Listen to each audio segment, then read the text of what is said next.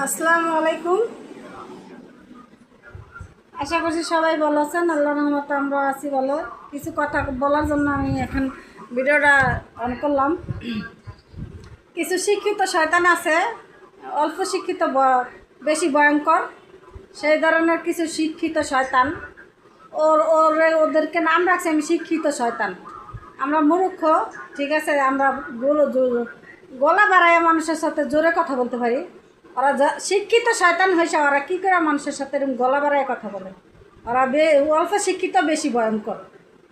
আমার শিখাইতে আসে শিক্ষিত, ওরা শিক্ষিত, আমার শিক্ষিতের গোষ্ঠীগুলাই।